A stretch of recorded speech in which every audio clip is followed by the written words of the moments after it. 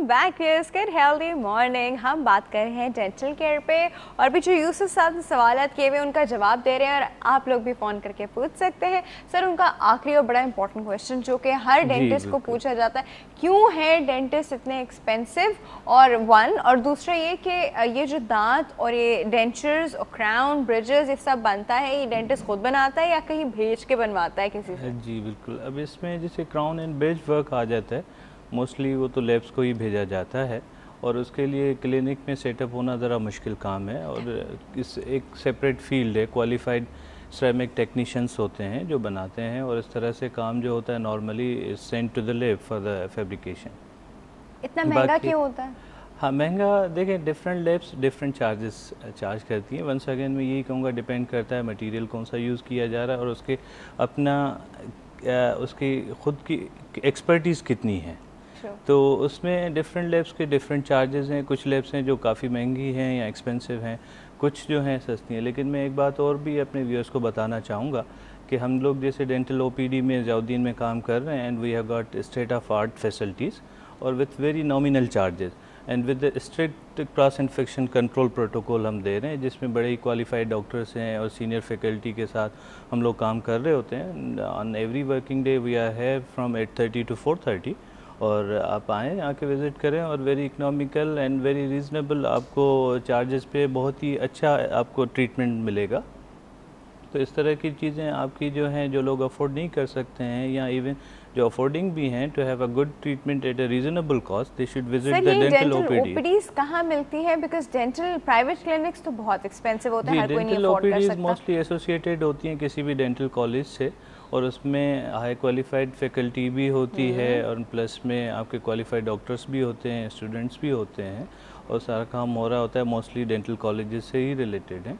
तो उसमें आप लोग विजिट कर सकते हैं। वो लोग डरते हैं कि वहाँ तो जी बच्चे हैं, वो तो भी पढ़ रहे हैं, तो वो काम कर रहे हैं। ऐसा कुछ भी नहीं है। हम लोग जैसे बैठे हुए होते हैं और कोई भी ऐसी चीज़ होती है जो उनके लेवल से ज़्यादा है या क्या, तो सीनियर फैकल्टी डील करती है, सीनियर फैकल्टी उसमें ट्रीटमेंट प्रोवाइड्स करती हैं एंड ऐसा कोई इशू नहीं है और बिल्कुल प्रॉपरली ट्रीटमेंट दिया जाता है। और वैसे भी सारा काम जो होता है वो अंडर सुपरविजन होता है जी। और कभी भी ऐसा नहीं होता कि वो बच्चा स्टूडेंट अकेले लगा हुआ, वो एक एक स्टेप जो अपने सीनियर को चेक कराता है, एक एक स्टेप उस पर सुपरवाइज हो रहा होता है। बिल्कुल। एक कॉल है डॉक्टर साहब जी हमारे पास, वो अटेंड करते हैं। अस्सलाम वालेकुम।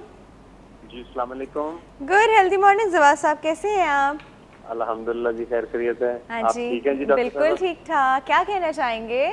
बस पोल का तो मैं सुन नहीं सका कि पोल का क्या था। हाय क्यों नहीं सुना? लाइट चली गई? हाँ उस वक्त लाइट नहीं थी ना। अच्छा चले ठीक है, मैं अभी आपसे पूछती हूँ और क्या कहना चाह रहे हैं? वैसे नीचे आपको पता है ना हमारी स्क्रीन पे नीचे लिखा आ रहा होता है पोल का सवाल। हाँ जी, वो तो डॉक्टर साहब से मैंने बात करनी थी। अस्सलाम वालेकुम डॉक्टर बिल्कुल साहब। पूछ डॉक्टर साहब बात जी करें। वालेकुम। सर मेरी बेगम का एक छोटा सा मसला है, छोटा सा तो नहीं है लेकिन हो सकता है हमारे लिए तो बड़ा है। 20-25 साल पहले ना, 25 साल पहले तकरीबन उनकी अकल दाढ़ निकलनी शुरू हुई थी। क्या हुई थी? उनकी अकल दाढ़ निकलनी शुरू हुई थी। जी ठीक है ठीक है। आखिरी दाढ़ जो निकलती है जिसे हम अकल दाढ़ कहते हैं पंजाबी में। जी जी। तो वो फिर डॉक्टर साहब को दिखाया, उन्होंने ऊपर से माशा जला दिया। तो यहाँ पे डॉक्टर सलेमान साहब थे ना जी, तो लेकिन अभी तक वो पूरी मुकम्मल नहीं निकली। कभी कभी उनको ना सूजन हो जाती है दोनों साइडों पे ना जी। जी जी। तो फिर दवाई खाते हैं, फिर आराम आ जाता है, फिर इसी तरह ना चल रहा है सिलसिला, लेकिन वो पूरी निकल नहीं रही। अब पता नहीं दोनों साइडों पे वो रुक गई है या क्या चक्कर है। जी जी। मैं आपके वाइफ की एज पूछ सकता हूँ? हाँ जी बिल्कुल, 49। अच्छा, अभी भी प्रॉब्लम है। देखिए ये मोस्टली अकल दाढ़ें जो आती हैं विजडम टीथ। चलिए एक मिनट, जवाब साहब कुछ और पूछना चाहेंगे? बस यही था। बस ठीक है जी, हम आपको बता रहे। पोल का सवाल जो है वो ये है कि कौन ज्यादा सिंसियर होता है, मर्द हजरात या खवातीन? सिंसियर अकलमंद। सिंसियर अकलमंद नहीं। ज्यादा तवज्जो से काम करने वाला नहीं। कौन जो होता है वो ज्यादा, जैसे कहते हैं सिंसियर को मैं क्या बताऊं, मुखलिस। मुखलिस कौन होता है? मुखलिस तो आपके साथ औरतें भी हो सकती हैं, मर्द भी ज्यादा मुखलिस होते हैं। ये तो आगे देखना होता है कि आगे रिश्ता कौन सा है, किसके साथ किस तरह मुखलिस होना है। ठीक है, ओके। हाँ, मेरा तो ये ओपिनियन है। अब एक बंदा हमें जाने ना, हम उसके पीछे ऐसे ही जनाब भागे फिरें। ट्रू, सही कह रहे हैं, बिल्कुल सही कह रहे हाँ हैं। जी। ठीक है दरवाजा, thank you so much for your call. और चलिए। आपका ये जो सवाल है इसका जवाब देते हैं, इस पर डॉक्टर साहब अकलदार जो होती है ना, जी बिल्कुल पीछे पड़ जाती है। जी अकलदार सबसे पहले तो ये है कि ये बता दें, काफ़ी लोग ये भी पूछते हैं कि अकलदार का अकल से भी कोई ताल्लुक है या हाँ नहीं है। हाँ, और अगर निकाल दे तो पता है हाँ ये भी पूछते हैं कि अकल को तो नहीं जी एग्जैक्टली। तो सबसे पहले तो ये है कि ये अकलदार इसलिए कहलाती है कि ये 18 to 22 ईयर्स के दरमियान आती है एज में, तो उसी वजह से, और वन बिकम्स क्वाइट मेच्योर, तो उस एज में जब आती है तो that's why it's called wisdom tooth. और मोस्टली क्या होता है कि कुछ जैसे विजडम टीथ आते हैं तो उसके लिए स्पेस की अवेलेबिलिटी इतनी नहीं होती, जिस वजह से वो कम्प्लीटली इरप्ट नहीं हो पाती या मुंह में नज़र नहीं आती हैं और थोड़ी सी इम्पेक्टेड हो जाती हैं। कभी पार्शली इम्पेक्टेड होती हैं, कभी कम्प्लीटली इम्पेक्टेड होती हैं, डिपेंड करता है किस डायरेक्शन में और किस पोजीशन में। तो अगर इस तरह से आपने जैसे बताया कि पहले कोई ट्रीटमेंट आपने लिया था किसी से, तो कभी कभार एक एपिक्युलेक्टमी प्रोसीजर भी किया जाता है, लेकिन वो भी डिपेंड ये क्या प्रोसीजर होता है डॉक्टर साहब? ये अगर कह लें कि जैसे पार्शियली इरप्टेड टूथ है और उसके ऊपर कुछ पार्शियली इरप्टेड का मतलब है आधा कुछ निकला आधा निकला हुआ है, निकला आधा नहीं निकला हुआ, और उसके ऊपर कुछ सॉफ्ट टिश्यू फ्लैप या जिंजावल टिश्यूज हैं, तो उसको यानी मसूड़ा आया हुआ है उसके ऊपर जी, तो उसको इलेक्ट्रोकॉटरी या कुछ ब्लेड से काट देते हैं, तो जो उस पोर्शन को रिमूव करते हैं, दैट्स कॉल्ड एपिक्युलेक्टमी प्रोसीजर, कि जो आपका दांत अंदर इम्पेक्टेड है, सॉफ्ट टिश्यूज में है, वो चीज़ क्लियर हो जाए, तो क्लीनिंग क्लियर इजीली हो और उसमें कोई इन्फेक्शन ना हो। लेकिन कभी कभार ऐसी पोजीशन होती है जिसमें एपिक्युलेक्टमी काम नहीं कर पाती, तो उसमें फिर एडवाइस यही होता है कि उस दांत को निकाल देना चाहिए। और सर बार बार जो रिकर हो रहा है जैसे इनकी वाइफ के साथ हो रहा है कि तो दोबारा इसमें दोबारा हो यही जाता कहूँगा है। कि उसकी पोजीशन इस तरह से होगी जिसमें कंटिन्यूसली फूड स्टैग्नेशन हो रही होगी और इन्फेक्शन हो रहा है। तो मेरी एडवाइस तो यही है, देखें जब भी मेडिसिन लेंगे temporary for the time being तो रिलीफ मिलेगा उनको एंटीबायोटिक से और पेन किलर से, लेकिन बेहतर यही है कि उसको निकाल दिया जाए तो ज़्यादा बेहतर है और उनका ये प्रॉब्लम हल हो जाएगा, कोई सा इशू नहीं है। कोई इतना इशू नहीं है जी, सब आराम से हो जाएगा। अब अगर बार बार ये सिचुएशन आ रही है तो इट्स बेटर आप दांत निकलवा दें, उन बेचारी को बार बार पेन में क्यों मतलब डालते हैं ना।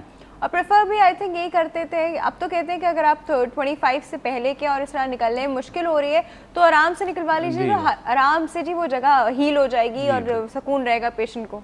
बिल्कुल, और मोस्ट ऑफ द केसेस में ये भी होता है कि उसकी कंडीशन देखी जाती है, 4 विजडम टीथ हो सकते हैं नॉर्मली, तो अगर इन चारों की पोजीशन ऐसी क्वेश्चनेबल है तो कभी कभार जीए में भी चारों ही विजडम टीथ एक साथ निकाल दिए जाते हैं, लेकिन डिपेंड करता है कंडीशन क्या है और उसकी पोजीशन क्या है। अच्छा डॉक्टर साहब, एक बड़ी अजीब सी बात, बहुत पहले जब इंसान बड़ा लंबा चौड़ा होता था ना तो उसके मुंह में 52 दांत होते थे, बिल्कुल। और अब आके जी वो गिनती के 32 बचे, वो 32 भी अब पूरे नहीं निकलते। कुछ को 32 भी नहीं होते अब तो 32 भी नहीं है, मेरे खुद 28 है। हाँ बिल्कुल। तो डॉक्टर साहब क्यों नहीं पूरे निकलते? देखिए अब ये जैसे जैसे चेंजेस आ रही हैं जनरेशन में, उस लिहाज से आपने बिल्कुल ठीक कहा कि पहले 50 और कुछ होते थे, अब रिड्यूस हो गए, तो मतलब ये एक जनरली जो चेंजेस आ रही हैं उस लिहाज से आप कह सकते हैं कि वो चेंजेस आ रही हैं, उस वजह से ही ये है। तो हम एक्सपेक्ट कर सकते हैं कि आगे आगे जैसे बढ़ता जाएगा और यू नो, तो अब वो 32 भी नहीं रहेंगे, 28 भी नहीं रहेंगे, उससे भी कम हो जाएंगे कि जॉ साइज छोटा हो रहा है, हम छोटे हो रहे हैं, क्या हो रहा है डॉक्टर साहब? कुछ भी कि जॉ साइज थोड़ा सा छोटा हो रहा है और अवेलेबिलिटी नहीं है, टूथ बड्स मिसिंग हो रहे हैं, तो इस वजह से कुछ लोगों को तो इवन 28 भी नहीं होते हैं और कुछ कम भी होते हैं, तो कुछ जो मिसिंग टीथ भी कहलाते हैं उसमें भी आता है, तो इस तरह से। अच्छा डॉक्टर साहब एक बात, अब सिंस ये ऑपरेटिव रिलेटेड तो नहीं है बट सिंस आप यू प्रैक्टिस योरसेल्फ टू, तो डॉक्टर साहब एक बात बताइएगा, कुछ लोग कहते हैं कि अकल दाढ़ें नहीं निकल रही, ना निकल सकती हैं, उन्होंने डॉक्टर से ओपिनियन लिया हुआ होता है, पोजीशन उनकी ऐसी होती है कि वो अकल दाढ़ें कभी निकाल नहीं सकती, तो क्या उन अकल दाढ़ों को अंदर छोड़ दिया जाए? देखिए अंटिल नहीं कहता नहीं, अगर कोई प्रॉब्लम नहीं है तो ज़रूरत नहीं है। अगर कोई प्रॉब्लम हो रहा है, जैसे अभी कॉल आई थी, उन्होंने कहा कि मुझे रिपीटेडली इन्फेक्शंस हो रहे हैं, प्रॉब्लम हो रहा है, तो फिर उनको एड्रेस किया जाए, वरना अगर कोई सा प्रॉब्लम नहीं है तो उसमें ज़रूरत नहीं है। हाँ कुछ केसेस में जैसे कुछ बच्चे आर्थोडोंटिक ट्रीटमेंट के लिए जाते हैं या जो मेल अलाइन टीथ होते हैं आर्थोडोंटिक ट्रीटमेंट के लिए, तो उसमें भी ये होता है कि अगर फ्यूचर में कभी ये डर होता है कि उन टीथ की वजह से प्रेशर आएगा या क्या, तो उनमें भी निकाल दिया जाता है। तो varies from you know depends on the condition, कि अगर आपको नॉर्मली ये है कि अगर उसमें कोई प्रॉब्लम नहीं है तो ज़रूरत नहीं है कुछ छेड़ने की या उसको निकालने की। सारी उम्र ऐसे अंदर रह सकते हैं। जी पड़े से क्या। अच्छा डॉक्टर साहब, कभी कभी होता है कि वो अंदर रह तो रहे हैं लेकिन वो साथ वाले दांत की जड़ पे बैठे हैं, किसी को कुछ कह नहीं रहे, दांत को भी कुछ नहीं कह रहे, बट वो एक साथ वाला दांत बेचारा अपना आराम से बाहर निकला हुआ है और वो उसके ऊपर यूँ आए हुए हैं। हाँ, उस सिचुएशन में क्या करना चाहिए? देखें उसमें भी ये है कि कोई अगर साथ वाले दांत पे सिम्टम्स नहीं आ रहे, नहीं है। कोई बस नॉर्मल हेल्थी नहीं, है, सिम्टम्स तो बाद में आएंगे ना। जब आएंगे तो उस वक्त एड्रेस किया जा सकता है कि उसमें अगर कोई प्रॉब्लम आ रहा है तो फिर उसको उस हिसाब से देखा जाएगा कि अगर कोई मतलब क्या आएगा, ज़्यादा से ज़्यादा प्रेशर देते हैं तो रिजॉर्प्शन करवाते हैं, जो रूट की रिजॉर्प्शन करवाते हैं। अगर उससे उस दांत पे कोई प्रॉब्लम आ रहा है तो फिर उसको एड्रेस करना चाहिए, और वरना अगर कोई क्लिनिकल साइन एंड सिम्टम्स नहीं है, कोई प्रॉब्लम नहीं है, तो मेरी अपना ओपिनियन है कि उसमें कोई ज़रूरत नहीं है। अच्छा डॉक्टर साहब, एक और बहुत ही इम्पोर्टेंट सवाल वो ये होता है कि अक्सर पेशेंट आके कहते हैं कि जो उनका थूक सलाइवा जो है वो कम बन रहा है और उनका मुंह काफ़ी ड्राई रहने लगा है। What could be the cause? देखिए उसके काफ़ी कॉजेज़ हो सकते हैं, या अगर मतलब कोई मेडिसिन ली जा रही है, कोई ऐसी कंडीशन है, डायबिटिक हैं, तो उसके काफ़ी रीज़न्स हैं, कोई एक रीज़न नहीं है, लेकिन there must be some underlying cause for the decrease salivation, या ज़ीरोस्टोमिया कहा जाता है उसको। तो वो डिपेंड करता है, उसको किसी कॉज को देखना चाहिए। ऐसे नहीं है कि अचानक से ही स्लाइवेशन कम हो जाएगी या बंद हो जाएगी। कुछ लोग ट्रैंकुलाइजर्स लेते हैं या जिसको नींद की गोलियां कहा जाता है, उससे भी डिक्रीज़ होती है। कुछ ब्लड प्रेशर की मेडिसिन्स हैं, कुछ और मेडिसिन्स हैं जिनसे स्लाइवरी फ्लो डिक्रीज़ हो जाता है, या से डायबिटीज़ में कम हो जाता है। तो इस तरह से काफ़ी कंडीशंस हैं, तो there must be some underlying cause, उसको देखना चाहिए। हाँ सही। अच्छा डॉक्टर साहब, एक और बड़ी इम्पोर्टेंट बात वो ये है कि जो सिल्वर वाली फिलिंग है वो लोग करवाते हुए अब काफ़ी डर रहे होते हैं, और काफ़ी जगहों से वो सुनकर आते हैं कि सिल्वर वाली फिलिंग नहीं कराना, उसमें मर्करी होता है, तो ये होता है, तो वो होता है। ये क्या है डॉक्टर साहब? देखें ये भी मैं कहूँगा कि मिसकंसेप्ट है, ऐसा कुछ नहीं है। अगर आप मर्करी तो है उसमें, जी मर्करी है बिल्कुल, लेकिन जब आप मिक्स करते हैं और वो इसमें एक्चुअली एक तो मिक्स हो जाता है, और जब आप एक बार फिलिंग हार्ड हो जाती है विद इन फ्यू मिनट्स, जैसे 10-15 मिनट में ही इनिशियल हार्डनिंग आ जाती है, तो उसके बाद कोई इसके हेजर्ट्स नहीं है। और दूसरी बात यह है कि जब आप फिलिंग कर रहे हैं तो मोस्टली ऑपरेटिव प्रोसीजर्स में we use rubber dam for the isolation, तो ऐसा कोई कंटामिनेशन भी आपके ओरल टिश्यूज से नहीं हो रही, ग्रेजुअली अंदर से मर्करी निकल के मुंह में तो नहीं आती। इतना नहीं होता है, बिल्कुल नहीं होता है। ये कुछ इशू कुछ अरसे पहले हुआ था जब मैचिंग फिलिंग्स मार्केट में आई थी, तो उन्होंने मार्केटिंग करने के लिए, लोगों को डराने के लिए, लेकिन जब उस पर रिसर्च की गई तो ऐसी कोई भी चीज़ नहीं मिली। तो पेशेंट आए धड़ाधड़ उन्होंने अपनी फिलिंग चेंज कराई कि जी व्हाइट वाली फिलिंग डाल दे। अच्छा जी डॉक्टर साहब, टाइम बिल्कुल खत्म हो गया है। थैंक यू सो मच, बहुत बहुत शुक्रिया आपके आने का। व्यूअर्स, वक्त हो गया एक छोटे से ब्रेक का। ब्रेक के बाद हम बात करने वाले आर्थराइटिस पे। कहीं नहीं जाएगा जी, विल बी राइट बैक।